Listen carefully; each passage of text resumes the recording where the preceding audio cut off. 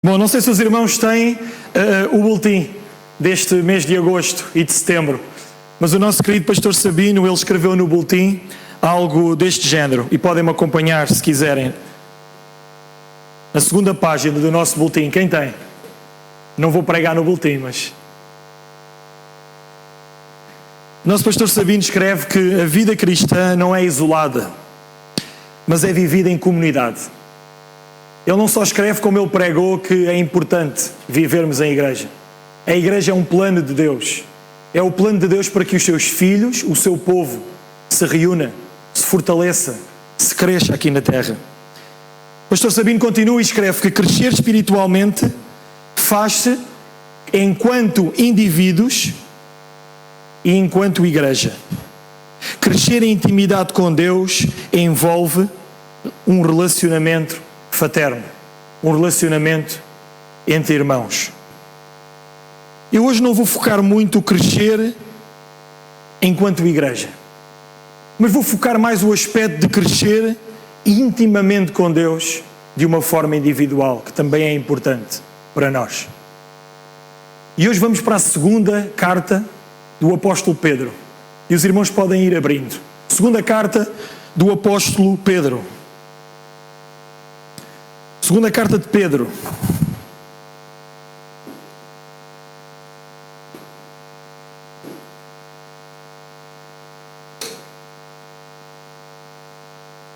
Não sei se todos os irmãos têm Bíblia,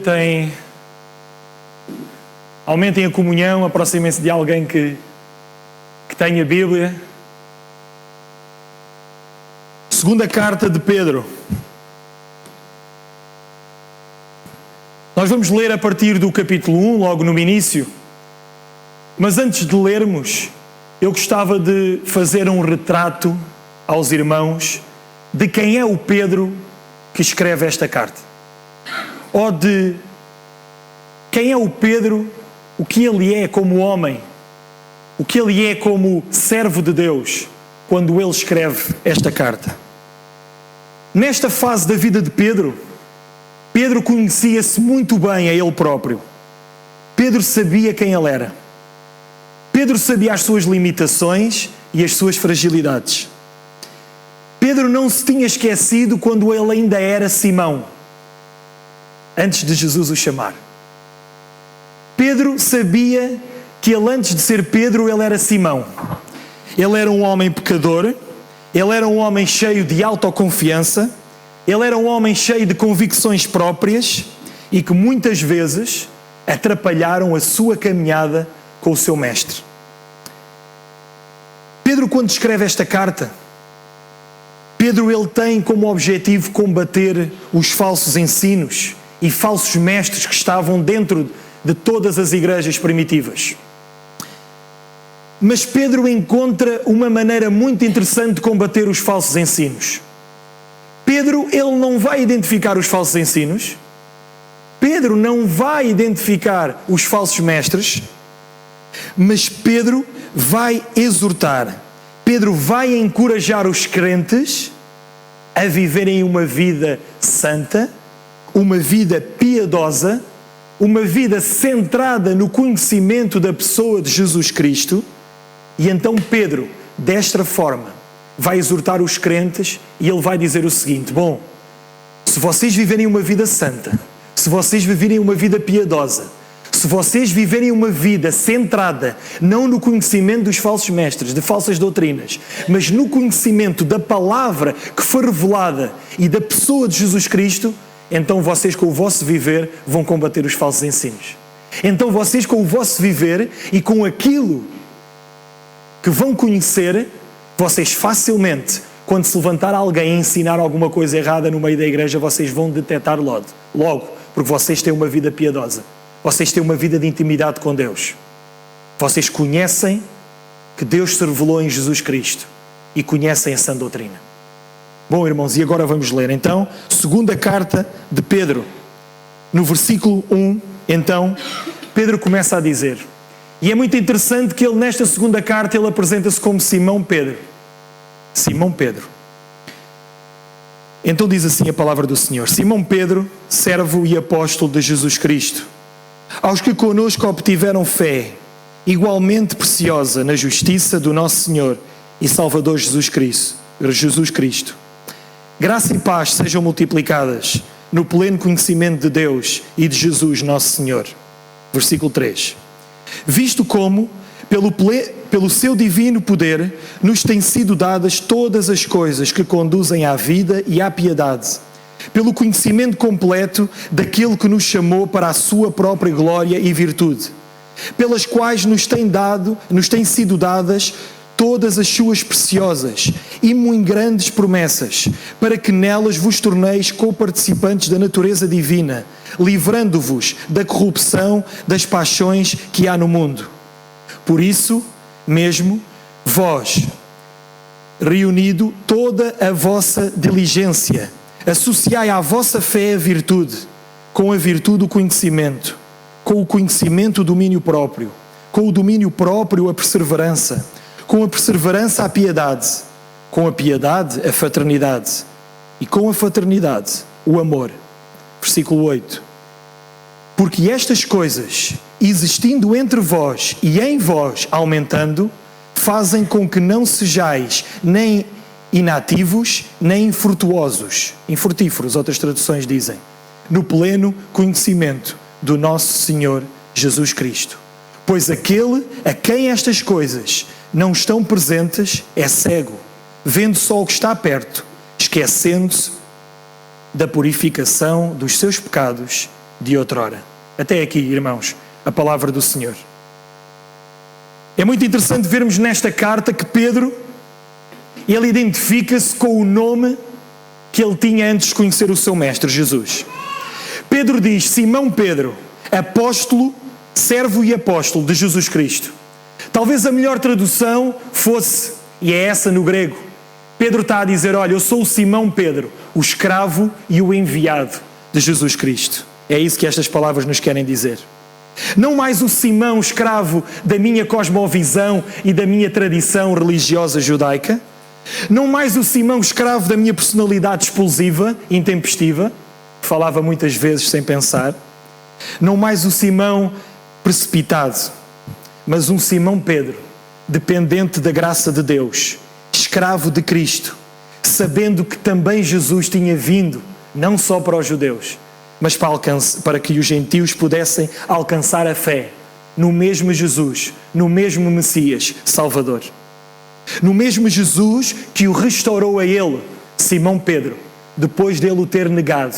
O mesmo Jesus que o restaurou nas margens do mar da Galileia e o comissionou para pastorear as suas ovelhas. Pedro, tu me amas? Sim, Senhor, tu sabes que eu te amo. Então pastoreia as minhas ovelhas. Simão Pedro era um homem que sabia que a vida cristã, a caminhada cristã exigia esforço, exigia diligência, como ele diz aqui na sua carta. Exigia um estado de alerta constante que o ajudaria a si e aos outros a permanecerem no caminho da fé, de uma fé preciosa, de uma fé na justiça do seu Senhor, do nosso Senhor Jesus Cristo, de uma fé preciosa não alcançada pelos seus méritos, de uma justiça não alcançada pelos seus méritos, mas de uma justiça alcançada por o seu Senhor e Salvador, Jesus Cristo. Cristo era a fonte da justiça. Cristo é a fonte da graça e da paz que ele usa na saudação da sua carta, que Paulo também usa muitas vezes na saudação da sua carta. Graça e paz, igreja, vos sejam derramadas. Cristo é a fonte dessa graça e dessa paz. Simão sabia que Cristo era o homem, o Deus, que derramava as bênçãos espirituais. O pleno conhecimento de Deus estava naquela pessoa. Simão Pedro sabia disto. Mas eu gostava de chamar a atenção hoje para os irmãos, para algo que Pedro diz no versículo 3. Pedro diz que, visto como, pelo seu divino poder, ele está a falar de Cristo, nos tem dado, nos têm sido doadas todas as coisas que conduzem à vida e à piedade. Na tradução, a mensagem do pastor Eugene Peterson, ele diz que Deus, Cristo, nos deu todas as coisas para uma vida que agrada a Deus. É isso que Pedro está aqui a dizer. Todas as coisas nos foram dadas agora, irmãos, para que tenhamos uma vida que agrada a Deus. Todas as coisas dadas para a vida e para a piedade. Não metade das coisas. Todas as coisas. Não 10% das coisas. Todas as coisas. Não uma parte das coisas, irmãos. Todas as coisas nos foram dadas. E em Cristo nós encontramos todas as coisas para vivermos uma vida que agrada a Deus. Tudo o que diz respeito à vida e à piedade.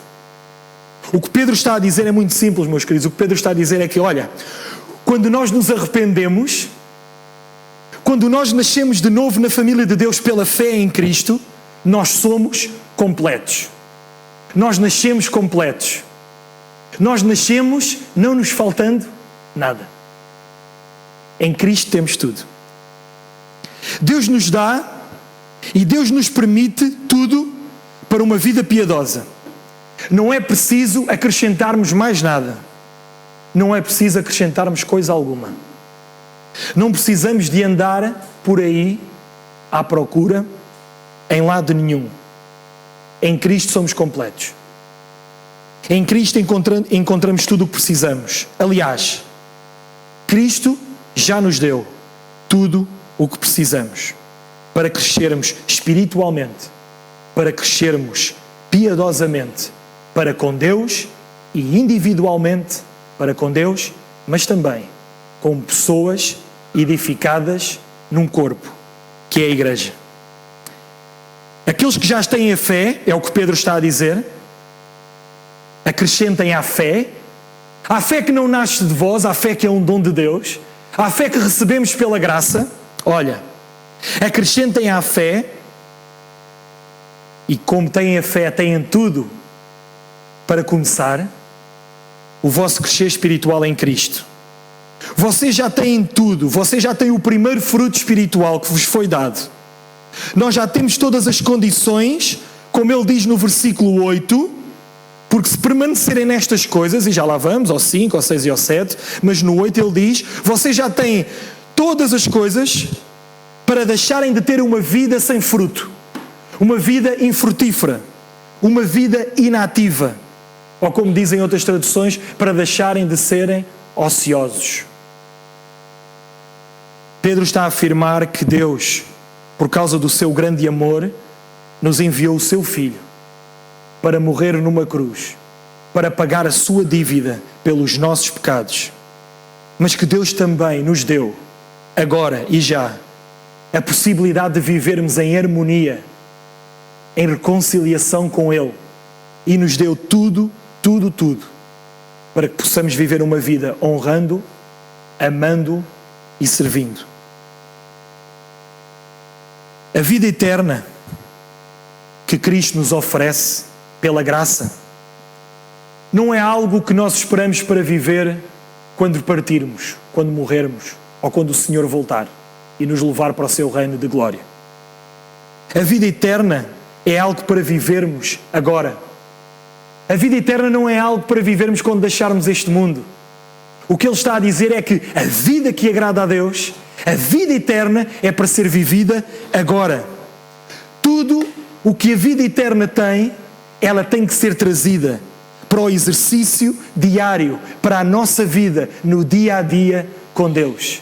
Dia a dia, Deus chama-nos a viver esta vida eterna que Ele já nos deu, pela fé que nós depositamos no seu Filho, Jesus Cristo.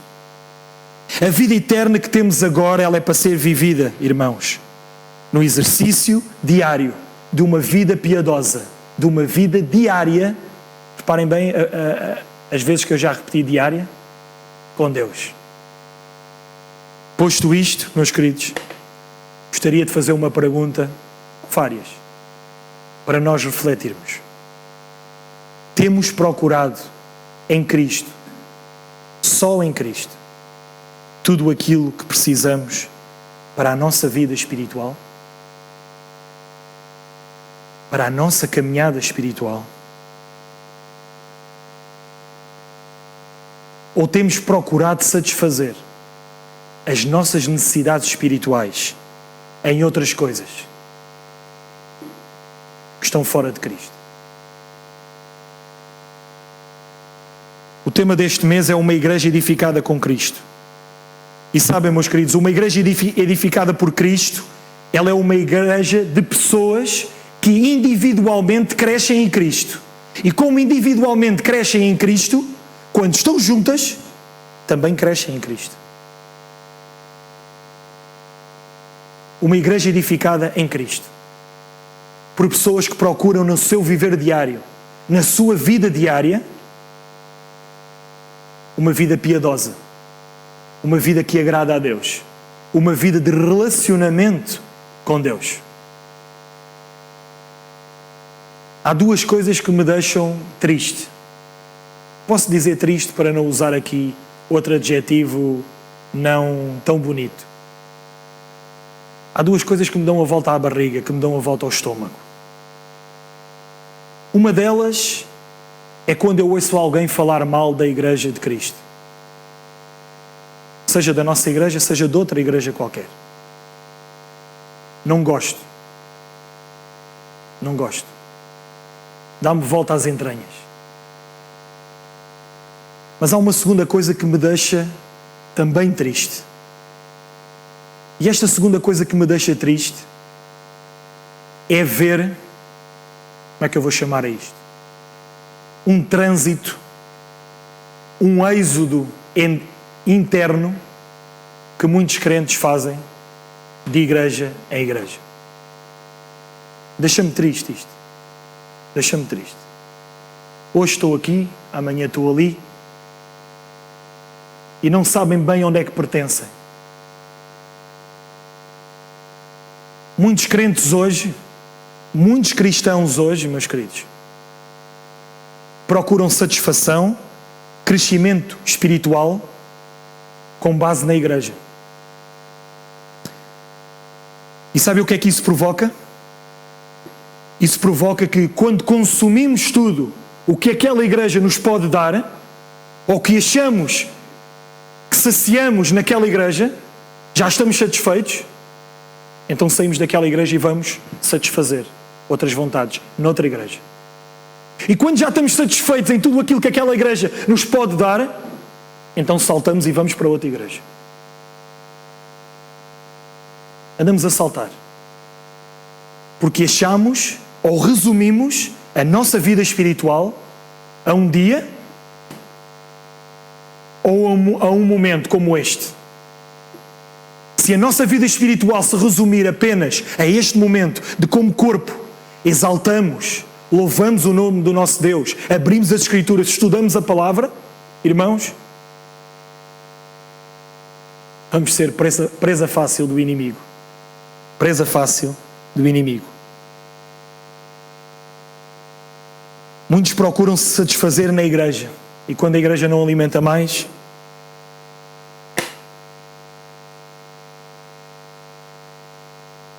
procuram outra. E depois de estarem algum tempo, procuram outra. E são quase uns sempre em pé, a saltar, de igreja em igreja. Procuram satisfação na fonte errada. A satisfação para a nossa vida espiritual está em Cristo. Em Cristo. Sabem, pode colocar alguma graça isto que eu vou dizer, irmãos, mas não tem graça nenhuma. Às vezes há crentes que vão para uma igreja, pedem carta de transferência para essa igreja e quando a carta chega a essa igreja, eles já não estão lá naquela igreja, já foram para outra.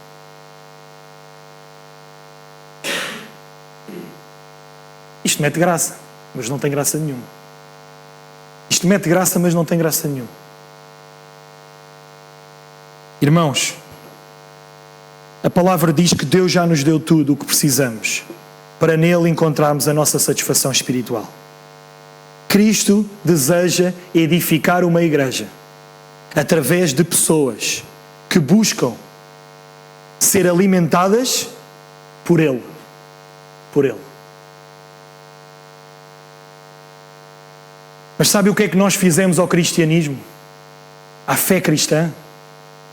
Muitos fizeram do cristianismo e da fé cristã um produto a ser consumido. Há igrejas que são produtos para serem consumidos. Deixaram de ser o corpo espiritual, deixaram de somente e exclusivamente viverem para a glória de Deus, mas passaram a ser um supermercado de bênçãos, de satisfação carnal e consumista para muitos. Nós importamos uma realidade do nosso meio, do nosso mundo. Nós somos pessoas que vivemos no mundo. Então se o mundo tem uma realidade consumista, nós importamos essa realidade para dentro da igreja. Se o mundo tem uma realidade individualista, nós importamos essa realidade para dentro da igreja. E nós importamos a realidade consumista para dentro da igreja. E aplicamos isso à nossa vida, à nossa experiência de fé. Quando assim é, meus queridos, corremos o risco de edificar igrejas, não com pessoas satisfeitas em Cristo, não com pessoas que crescem individualmente, diariamente, no seu relacionamento com Deus, com Cristo, mas corremos o risco de edificar igrejas com programas ou com pessoas que procuram satisfazer, consumir alguma coisa. Edificamos igrejas com base em programas, em eventos, em liturgias mais modernas, porque queremos é satisfazer as pessoas. Nesta visão consumista da igreja, passamos a ser pessoas que vimos à igreja. Sabem fazer o quê? O que esta semana, ou estes 15 dias, muitos portugueses passaram a fazer. De bomba em bomba de gasolina. Para tentar encher o depósito da sua fé, da sua vida espiritual. Vimos ao domingo receber combustível para o resto da semana. Na visão consumista da fé, durante a semana Deus não existe. E quando assim é, quando apenas enchemos o depósito da nossa fé ao domingo, da nossa vida espiritual ao domingo, chega à quarta ou quinta-feira, já entramos na reserva. Chega à quarta, quinta-feira, entramos na reserva. Depois qual é que é? Quando entramos na reserva, o que é que fazemos? Ainda andamos menos. Ainda nos relacionamos menos. Então a sábado já nem pegamos no carro. Porque estamos à espera, pelo próximo domingo, para encher outra vez o depósito do nosso carro. Quando temos esta visão consumista de uma fé dominical, andamos como muitos andaram. Eu também andei, de bomba em bomba à procura, mas só me deixavam encher 15 litros, depois mais 15, depois mais 15.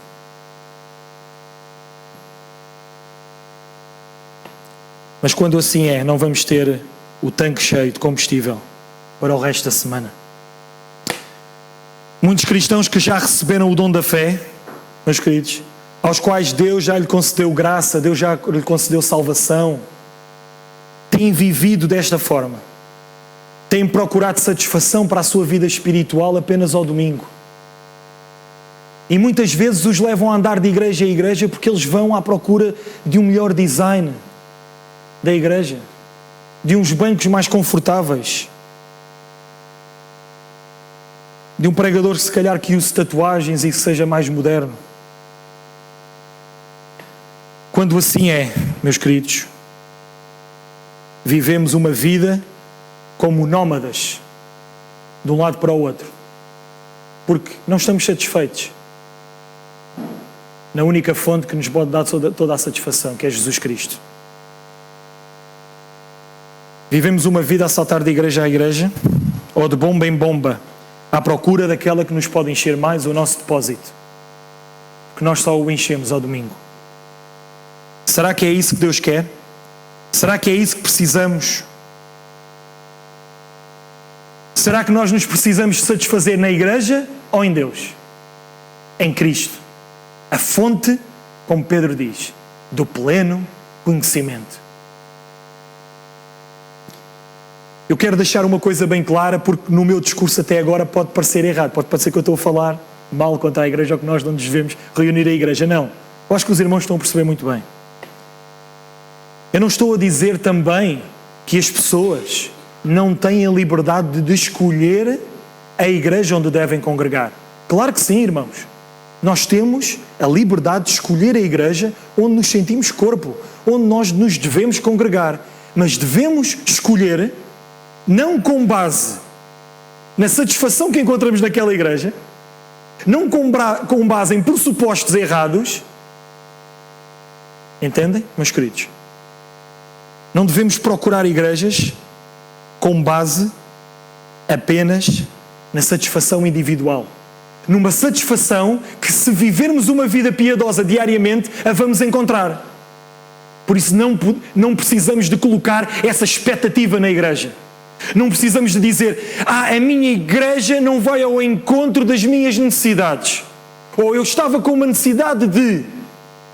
E então por isso é quase um cartão verde, uma via verde, uma passadeira vermelha para falar mal da igreja. Ou para apontar algum erro à igreja. Para resumir, irmãos, e para deixar bem claro, é verdade e nós precisamos de igrejas para viver a fé cristã.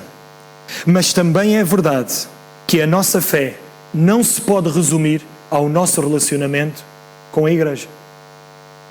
Ou em igreja. Como é que vai a nossa vida piedosa? A nossa vida diária com Deus? Como é que ela está? Como é que ela está? Temos procurado satisfazer a sede da nossa alma, do nosso espírito, em Cristo, a fonte de todas as bênçãos espirituais? Ou andamos a saltar à procura dos melhores programas? O que é que nós fizemos à nossa fé? À fé que Pedro diz que é preciosa nos méritos, na justiça de Cristo. Pedro está a dizer que nós temos livre acesso a Deus. O que o autor aos Hebreus nos diz, olha, entrai no Santo dos Santos, entra na presença de Deus diariamente, entrai, no nome de Cristo, entrai. A ira não vai cair sobre ti, já caiu sobre Cristo, entrai. Deus quer se relacionar contigo diariamente. Deus quer te satisfazer diariamente. Deus quer que tu cresças espiritualmente. E isso vai se manifestar da forma com que tu vives. A igreja vai se manifestar da forma com que tu vives, não ociosa, como ele diz no versículo 8, não sem fruto, infrutífera, mas com fruto. É isso que Pedro nos está a dizer. No versículo 4, Pedro ainda nos diz mais, por favor, irmãos, vejam comigo. Ele diz, pelas quais nos têm sido dadas as suas preciosas e muito grandes promessas, para que por elas vos tornais co-participantes da natureza divina, livrando-vos da corrupção das paixões que há no mundo. O que Pedro está a dizer é que, olha, vocês, no dia que foram salvos, o Espírito Santo vos convenceu do vosso pecado, da justiça e do juízo. Deus agora não deixou de ser Emmanuel. Jesus está nos céus, mas o Espírito Santo ficou conosco. Nós somos co-participantes da natureza divina. A natureza divina vive em nós. Vive naqueles que têm fé. Nós temos o Espírito Santo. Nós temos tudo. Nós temos o ímã em nós que nos leva diariamente a querer buscar satisfação em Deus, meus queridos irmãos. Em Deus. Olha o privilégio que nós temos. Nós somos co-participantes da natureza divina. Ele não está a dizer que nós somos deuses. Ele está a dizer é que a presença de Deus está em nós, diariamente. E ao domingo, quando nos reunimos, para além de estar em nós, está entre nós. Agora vejam aquilo que nós temos perdido diariamente. Quando deixamos de perceber que Deus está connosco todos os dias. que Deus habitou em nós e que Deus já nos deu tudo para a vida piedosa, para a vida que agrada a Deus. Nesta altura, o mundo estava impregnado com as doutrinas e com as filosofias gregas, meus queridos. E os filósofos gregos diziam que os homens, e hoje de manhã na Escola Bíblica Dominical já falámos um pouco também disso, mas eles diziam que os homens deviam procurar aumentar o seu conhecimento. E à medida que aumentavam o seu conhecimento, iam se tornando como deuses, pequenos deuses, e se iam libertando do mundo. Mas sabem, isso é uma ideia humanista. E não é isso que Pedro está a dizer. O que Pedro está a dizer é que o homem, agora, co-participante da natureza divina que habita nele, pode chegar ao pleno conhecimento de Deus. Através de quem? De Jesus Cristo. Porque o Filho de Deus se revelou. Então o conhecimento que eles deviam buscar era em Cristo. Porque Cristo agora habita neles. E a grandiosa promessa que ele fala é que, olha, Cristo foi, mas Cristo vos deixou o Consolador, o Espírito. Eu vou para o meu Pai, mas eu não vos deixo órfãos. Nós não somos órfãos. Nós fomos filhos do Deus Altíssimo, que está nos céus a governar o mundo, mas habita também a nós, através do seu Espírito Santo. Amados, não procuremos mais satisfazer a nossa vida espiritual segundo a cosmovisão do mundo, segundo uma noção consumista. Pois como Pedro diz, no mundo, o que há no mundo é corrupto e tudo o que é segundo o padrão do mundo já está corrompido. Para terminar, irmãos, vamos fazer uma caminhada juntos, eu e vocês, através do versículo 5, 6 e 7. E Pedro nos vai dizer que, olha, vocês já têm tudo. Vocês já têm o dom da fé. Vocês já têm o primeiro clique, o primeiro empurrão para poderem caminhar. E esse foi dado por Deus. A fé. A fé foi dada por Deus. Mas olha, ele diz assim, irmãos, diligentemente, versículo 5. Por isso mesmo, vós, reunindo toda a vossa diligência. Outras traduções dizem, todo o vosso esforço. A vida cristã exige esforço diário para ser uma vida que agrada a Deus. E então ele diz, olha, empreguem este esforço diariamente. Para quê? Para associar àquilo que foi dado a Deus, para associar à fé, o que é que ele diz, irmãos? A virtude. E à virtude o conhecimento. E ao conhecimento o domínio próprio. Ao domínio próprio a perseverança. À perseverança a piedade. À piedade a fraternidade. E à fraternidade o amor. Pedro está acabado de dizer que Deus já nos deu tudo para termos um relacionamento diário. E se tivermos um relacionamento diário com Ele, com Deus, se nele buscarmos satisfazer as nossas necessidades espirituais, Pedro está a dizer que tudo isto que acabamos de dizer vão ser como um fruto do trabalhar de Deus na nossa vida. Vai ser um fruto espiritual, esta caminhada, este alcançar todas estas coisas. Resultado do quê? Do nosso esforço para termos uma vida piedosa, uma vida que agrada a Deus. E Pedro começa a dizer então, e qual é o primeiro, irmãos, ajudem-me? À vossa fé, a virtude. Virtude é bondade. Pedro está a dizer, olha, a partir do momento que tu começas a passar tempo a sós com Deus, a partir do momento que tu começas a ter um relacionamento diário com Deus, existem atributos de Deus que se vão refletir na tua vida. Virtude. Procura virtude. Procura bondade. Iremos espelhar essa virtude na nossa vida. E essa virtude vai resultar no quê, meus queridos? O que é que ele diz para nós fazermos a seguir? À virtude, o conhecimento. O conhecimento. Pedro está a dizer, olha, não se concentrem no conhecimento dos falsos ensinos. Não se concentrem no conhecimento dos falsos mestres ou das filosofias que estão no mundo. Concentrem-se em conhecer diariamente a Deus através da sua palavra. Através da sua palavra. Olha, se tu passares tempo com Deus diariamente, se tu passares tempo na palavra, quando tu ouvires um falso ensino, tu vais logo detectar que aquilo é errado, que aquilo não pertence a Deus, que a Bíblia, que a palavra de Deus não ensina aquilo. E sabem, vai haver um fruto do caminhar nesta virtude, do caminhar junto da palavra de Deus, de procurar conhecimento da palavra de Deus. E o fruto é, vamos começar a ser dominados não pela nossa carnalidade, mas pelo Espírito que habita em nós. Vamos começar a ter domínio próprio. Qual é que é um dos frutos lá em Gálatas? O Espírito, mansidão, domínio próprio. Olha, o domínio próprio vai começar a estar presente na tua vida.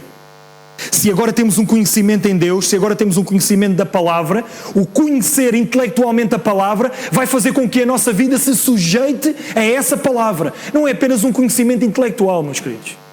Às vezes nós temos uma ideia errada que vamos para o seminário aprender a palavra de Deus intelectualmente. Mas quero-vos já deixar e dar testemunho próprio que assim que ela chega ao conhecimento intelectual, ela desce também logo ao coração e transforma a nossa vida e o nosso caráter. E se assim não for, somos como os fariseus.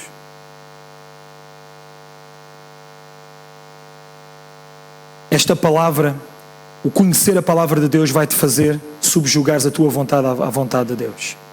E olha, vamos continuar, irmãos. Agora que já chegaram a este estado da vossa fé, que já chegaram a este conhecimento, que já se submeteram a Deus porque têm um relacionamento com Ele diário, porque estão sujeitos à natureza divina, ao Espírito Santo que habita nele. Olha, agora persevera. Persevera. Olha que eu no início disse que a vida cristã tinha que ser com diligência, tinha que ser com esforço. Então agora tu vais começar a ganhar perseverança. Perseverança. Peço desculpa, irmãos. Perseverança. E o que é perseverança?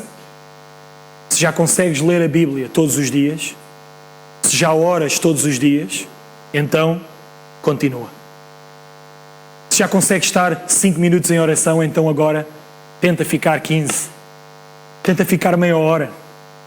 Aumenta a tua noção que Deus está diariamente contigo e que não há nada melhor do que entrar na presença de Deus.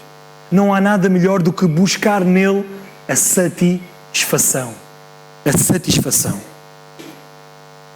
Um cristão piedoso, irmãos, não é um cristão, e a seguir à perseverança vem a piedade, como ele nos diz. Um cristão piedoso não é um cristão que se limita a consumir Deus ao domingo. Nunca vai chegar a uma vida piedosa.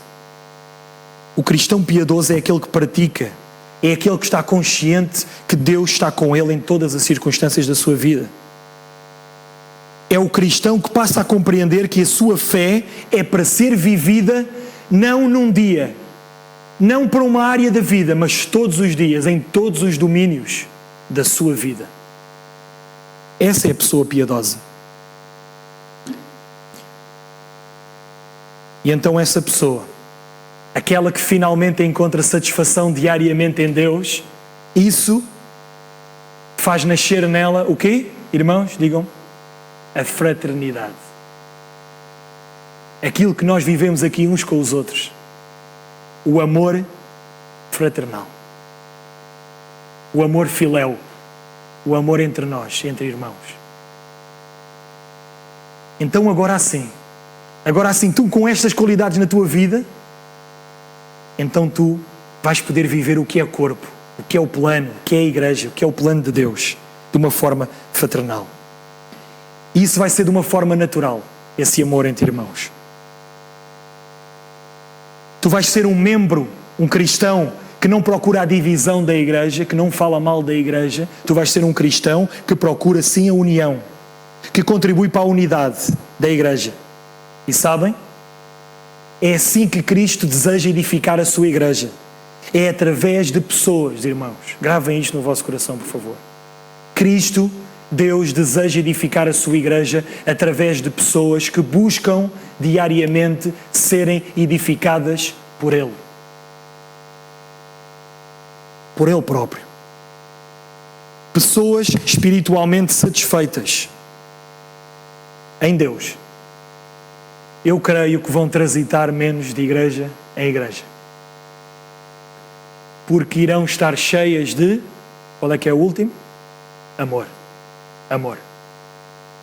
E é muito interessante que a palavra amor que está aqui é ágape. É o amor de Deus por nós. É muito interessante perceber, quando eu estava a ler este texto, que Deus manda-nos ter um relacionamento pessoal com Ele, crescer espiritualmente nele, satisfazermos a nossa necessidade espiritual nele, para que depois possamos viver fraternalmente, meus queridos, em igreja, e assim como um corpo, possamos espelhar o seu amor. Todos nós juntos somos o reflexo do amor ágape de Deus por nós. E o amor ágape não é o amor que procura a sua própria satisfação. O amor ágape é o amor que pensa primeiro no outro. O amor ágape é o amor que se entrega. É o amor que se dá. É o amor que tem capacidade de morrer pelo próximo. É o amor que junta pessoas satisfeitas em Deus e que têm capacidade, agora sim, de viverem e de se amarem umas às outras.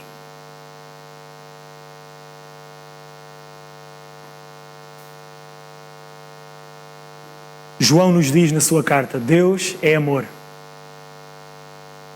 E aquele que permanece no amor, permanece em Deus. O amor que Pedro está a falar, nesta série de virtudes que o cristão deve atingir como fruto do seu relacionamento com Deus, é o amor que precisa ser revelado pela igreja àqueles que ainda não têm uma fé em Jesus Cristo. Se estivermos satisfeitos em Deus, diariamente, vamos ser uma igreja que consegue melhor cumprir a comissão que Deus nos deixou.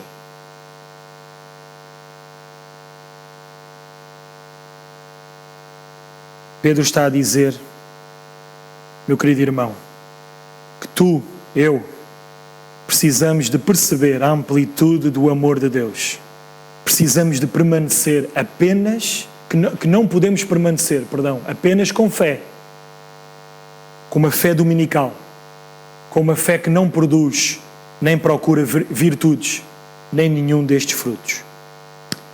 Mas é muito interessante que Pedro deixa um encorajamento àqueles irmãos. E é o mesmo que eu hoje vos quero deixar. A vocês e para mim também foi. E esse encorajamento está no verso 10 e no verso 11. E ele diz assim: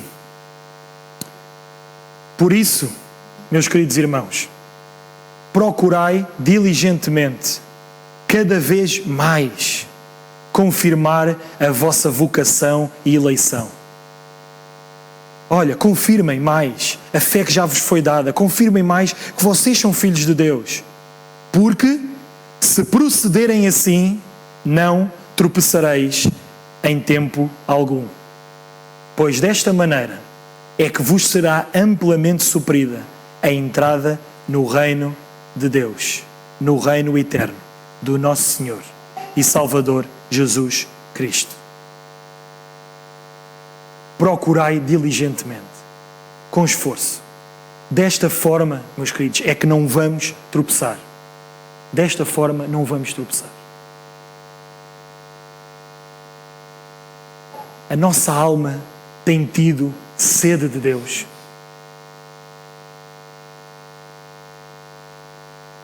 Gosto muito do Salmo 42. Talvez muitos irmãos aqui conhecem também. E o Salmo 42 diz: como a corça suspira pela corrente das águas, assim a minha alma suspira por Deus. Durante a semana a minha alma tem sede de Deus. Eu não sei a vossa. Do Deus vivo e verdadeiro. Do Deus que não é para ser consumido ao domingo. Do Deus que é para ser vivido diariamente, irmãos. E hoje o meu desejo para nós, como igreja, é que cresçamos nesta compreensão que Deus já nos deu tudo para uma vida que agrada a Ele. E que Ele é a única fonte.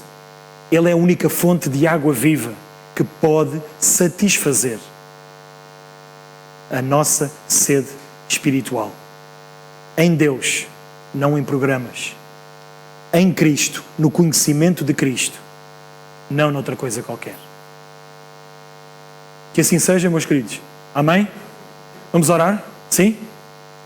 Senhor, nosso Deus e Pai, nós te louvamos hoje o Teu nome, Senhor. Já tivemos a oportunidade de louvar o Teu nome, Senhor.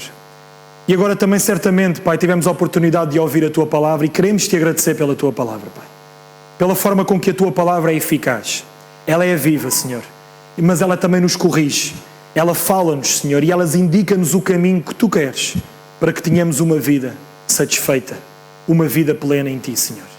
Eu hoje te peço, Senhor, que o Teu Espírito Santo possa continuar, Senhor, a habitar em nós, possa continuar a incomodar as nossas vidas, Pai, para que tenhamos, Senhor, uma vida mais piedosa, uma vida mais dependente de Ti, uma vida mais satisfeita em Ti, Senhor. Na verdade, foi para isso que Tu enviaste o Teu Filho. Tu não enviaste o Teu Filho apenas para morrer e nos perdoar dos Teus pecados. Tu enviaste o Teu Filho também, Senhor, para que nós tenhamos esta oportunidade, Senhor, de ter uma vida abundante, uma vida satisfeita em Ti, Senhor. Por isso, Senhor, eu te peço que onde há cegueira espiritual, que Tu possas trazer verdade, Senhor, que Tu possas trazer visão, Senhor. E que todos os meus irmãos aqui reunidos, todas as pessoas aqui reunidas, Senhor, possam saber que Tu estás disponível, Pai.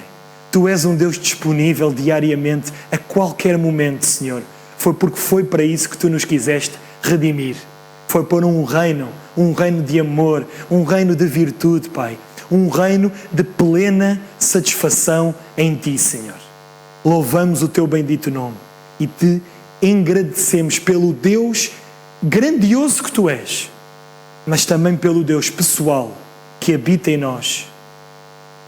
O Deus, Senhor, que nos fala ao coração. O Deus que nos fala à alma. E o Deus que quer caminhar conosco individualmente, Senhor. E também em igreja, Pai. Que estas virtudes possam ser um espelho da nossa vida, do nosso relacionamento individual contigo.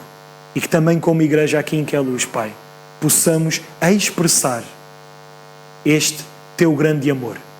Juntos, com pessoas que vivem uma fé saudável, Pai. Com pessoas que buscam apenas em Ti, o único que é o dador da água, da fonte da vida. Daquela água, Pai, que os nossos corações e as nossas almas anseiam. E daquela água, Pai, que nos satisfaz, Pai. Em Ti queremos buscar satisfação, Senhor. Que seja assim, sempre, na nossa vida, até Jesus voltar, Pai. Que assim seja, Pai. Em nome de Cristo. Amém. Amém.